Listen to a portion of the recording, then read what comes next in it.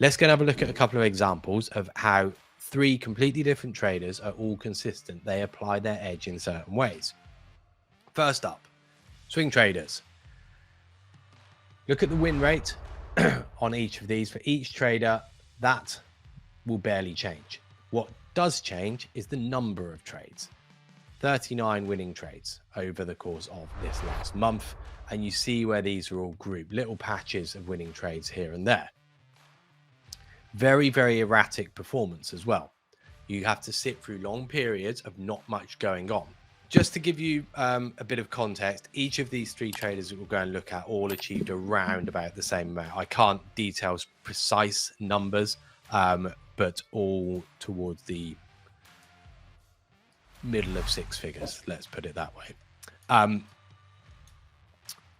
So, swing traders.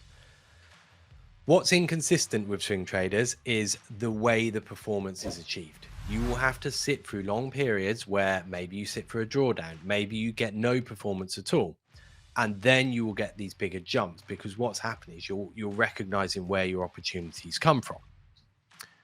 You go onto a news trader and you see this much more sort of stepped type performance. Still, not tons and tons of trades. 320 in the losses, 225 in the winners, roughly flat both ways. But look where the performance is. A few big performances, and this is over a certain period of time. This is this month, so you know what was going on over the early weeks of this month, the whole SVB crisis, Credit Suisse crisis, and that's where you get this very strong jump up in performance. Then, without the news, you get a much flatter type activity. So again, you end up with this sort of stuttered equity curve over the course of a month. More round trips, more trades done, big swings up, and then flat. So generally what you're getting here is somebody who's not going to take the swing both way, but they're going to get this sort of stepped performance. Finally, you get someone who more leans towards being a scalper. What you end up with scalpers, still same rough 50-50 win rate. And well, actually I say 50-50. The win rate for each of these traders is much more aligned with the sort of high 30s, low 40s. But look at the number of trades.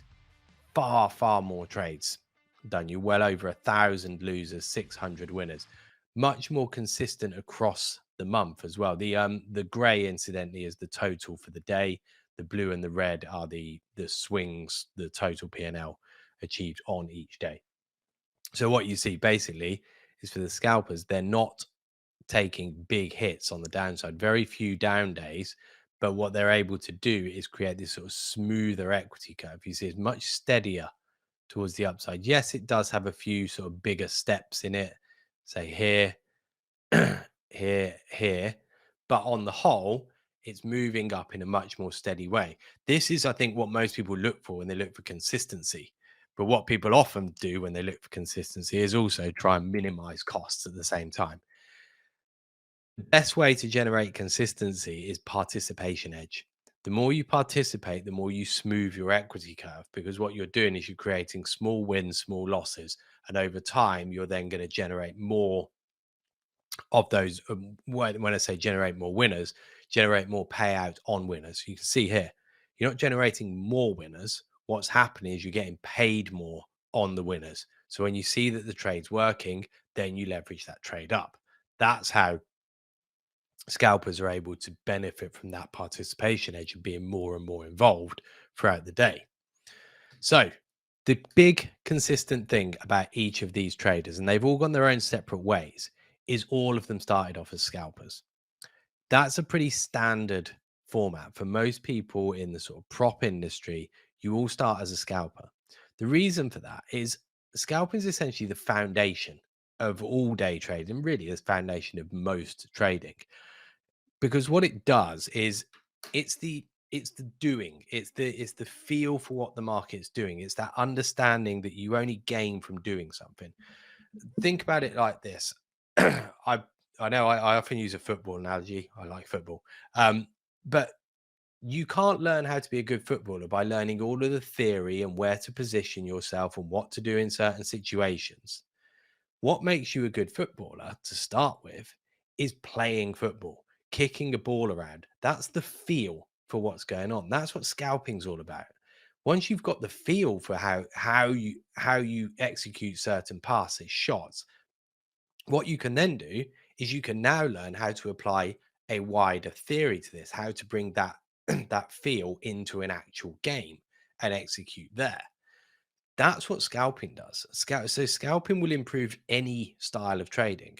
Yes, the swing trader will do far fewer trades, but that's because part of it is to do with he is going to be getting in and out within a trade. Also, the swing trader is using the scalping skill set that he's developed from earlier on in his career to then be much more accurate on getting into trades. And I'll give you an example of how you can do this in just a moment. But what you've also got to recognize, and where the scalping traders become the best, or where, sorry, will not become the best, they're not the best traders necessarily, some are. But where scalping traders improve their own game, and if you are a sort of an out and out scalper, where scalpers improve their game the most is by understanding the other elements of it. If you can understand a swing trade, you can be a better scalper, because what you're able to do there is one, understand how to leverage your scalp trade, possibly hold it for a little bit longer, but also you know the direction. You're much better, more able to understand the direction the market has in it. Likewise, if you understand news and macro narrative, you have a much better recognition of how exactly you can apply your scalping. You know, news is going to do a certain thing for scalp trades, and we'll touch on this towards the end of the session as well. Got a good example of a very high volatility trade. How do you deal with volatility? But if you understand news, you're much more equipped to try and deal with that volatility. So think of scalping as the foundation for everything. But to be good at scalping, you can't just learn a little order flow pattern. That will limit you. What you've got to then do is understand the other aspects and the other skill sets that traders have, which either will take your scalping skill and make you better at those, or use those to make you a better out and out scalper. The out and out scalpers are the ones with a much smoother equity curve. So if that's what you're looking for consistency, that's the way that you might want to be approaching this.